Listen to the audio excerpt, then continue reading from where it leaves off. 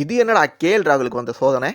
RR vs LSG மேட்ச்சில் toss win பண்ண சஞ்சு நாங்கள் பேட்டிங் பண்ணுறோம் அப்படின்னு சொன்னதுனால எல்எஸ்ஜி குழுவினர் போலிங் போடுறதுக்கு வந்தாங்க. IPL 2024 இது ஒரு புது ட்ரெண்டாக இருக்குது. 6 அடித்த அடுத்த பாலே நிறைய விக்கெட்ஸ் விழுந்திருக்கு. அதே மாதிரி தான் இங்கேயும் ஜெய்ஸ்வால் ஒரு 6 அடிச்சுட்டு அடுத்த பால் அவுட்டு இருக்கு. இங்கே ஒரு பிரச்சனை இருக்கு. சஞ்சு எல்லா IPL மேட்ச்லயும் ஃபர்ஸ்ட் மேட்ச் ஒரு 50 அடிப்பாரு. அதே மாதிரி தான் இந்த மேட்ச்லயும் ஒரு 50. ஓப்பனிங்லாம் நல்லா தான் இருக்கு. ஆனா உன்கிட்ட பினிஷிங் சரியில்லையாப்பா. நவீன் உல்லாக் ஓவர்ல 6 அடிச்சு அடுத்த பால்ல ரியான் பராகும் அவுட். ஐயோ மீண்டுமா நல்ல ஃபார்ம்ல இருக்க துரு ஜூரலும் சஞ்சு ஏட்டாவும் எண்டில் சின்னதாக ஒரு பார்ட்னர்ஷிப் பில்ட் பண்ணி RR 193க்கு 4 விக்கெட் இழந்திருந்தாங்க 20 ஓவர் முடிவில்.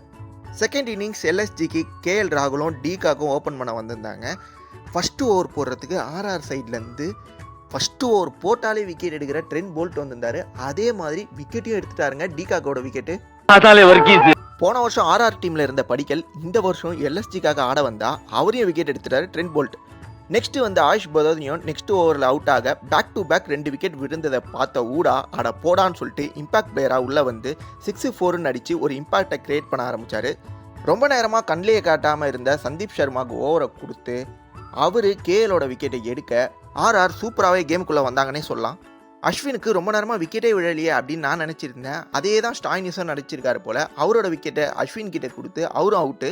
அதுக்கப்புறம் பர்த்டே பாய் குருணால் பாண்டியா உள்ளே வர பர்த்டே ட்ரீட்டாக இன்னைக்கு இந்த மேட்சோட வின்னிங்கை ஒரு ட்ரீட்டாக கொடுப்பாருன்னு பார்த்தா அவரும் பெருசாக இம்பேக்ட் எதுவுமே கிரியேட் பண்ணாமல் 20 ரன் வித்தியாசத்தில் RR இந்த மேட்சை வின் பண்ணிட்டாங்க. நாம் யாருக்கு என்ன தீங்கு செய்தோம்? நமக்கு மட்டும் ஏன் இப்படி எல்லாம் நடக்கிறது? இந்த மாதிரி நிறைய வீடியோஸ் உங்களுக்காக வரப்போகுது. அதெல்லாம் பார்க்கறதுக்கு மறக்காமல் நம்மளோட சேனலை சப்ஸ்கிரைப் பண்ணிக்கோங்க.